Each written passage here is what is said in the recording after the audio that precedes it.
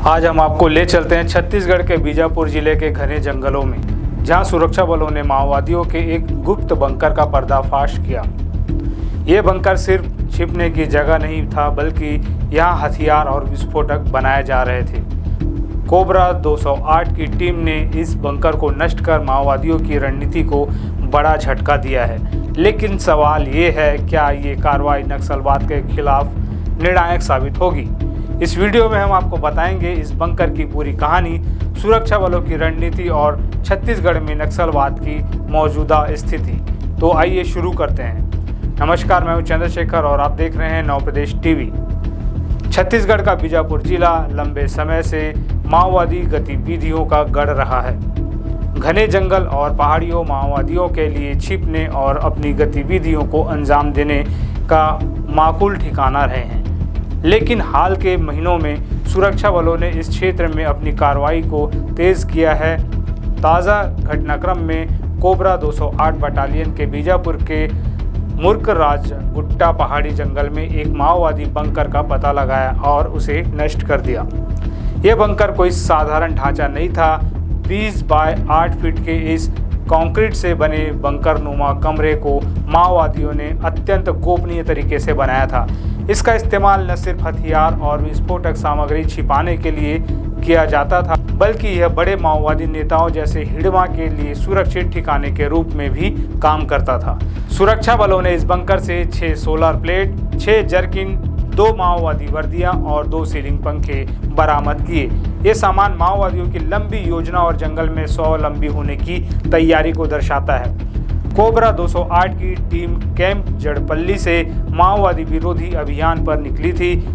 मुर्कराज गुट्टा के जंगल में सर्चिंग के दौरान उन्हें एक संदिग्ध जगह दिखी, जिसे लकड़ी और पत्तियों से ढका गया था। जब जवानों ने इसे हटाया तो सामने आया एक कंक्रीट का बंकर, जो माओवादियों का गुप्त ठिकाना था। इस कार्रवाई ने न सिर्फ माओवादियों की रणनीति को उजागर किया, बल्कि उनके कोर क्षेत्र में सुरक्षा बलों की बढ़ती पैठ को भी रेखांकित किया। बीजापुर और सुकमा की सीमा पर स्थित ये क्षेत्र माओवादियों की बटालियन नंबर 1 का कोर जोन माना जाता है।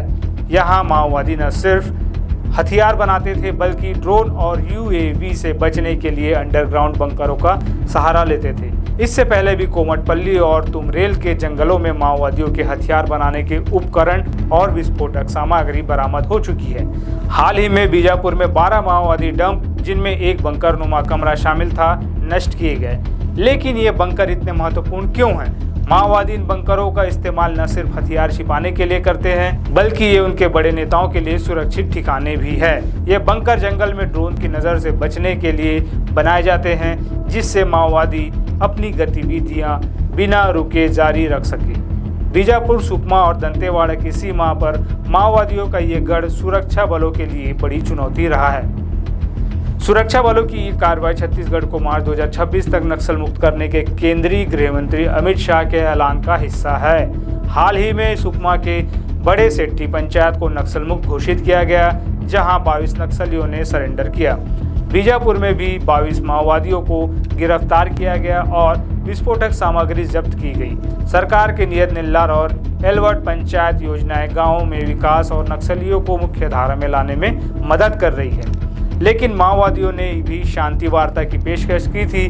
माओवादी प्रवक्ता अभय ने मार्च में एक पत्र में कगार अभियान रोकने की मांग की थी, जिसे सरकार ने ठुकरा दिया। क्या माओवादियों की ये पेशकश दबाव का नतीजा थी या उनकी रणनीति का हिस्सा?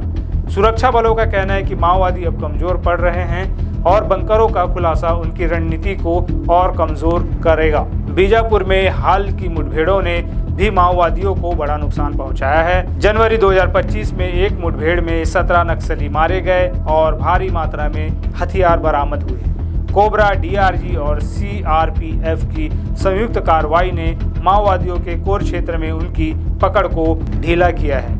लेकिन क्या ये कार्रवाई नक्सलवाद को पूरी तरह खत्म कर पाएगी? मानवाधिकार संगठनों ने माओवादियों और सरकार से शांति वार्ता की अपील की है, लेकिन विश्वास की कमी इस प्रक्रिया को जटिल बनाती है। आदिवासी समुदाय, जो इस हिंसा के बीच फंसा है, सबसे ज़्यादा प्रभावित हो रहा है।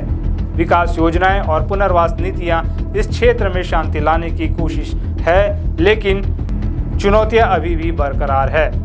बीजापुर के मुर्क राजगुट्टा में माओवादी बंकर का खुलासा नक्सलवाद के खिलाफ सुरक्षा बलों की मजबूत रणनीति को दर्शाता है, लेकिन बस्तर में शांति की राह अभी भी लंबी है। अगर आपको ये विश्लेषण पसंद आया तो हमारे चैनल को सब्सक्राइब करें, लाइक करें और शेयर करें। आप क्या सोचते हैं, क्या छत्तीसगढ़ नक्सल मुक्त हो पाएगा?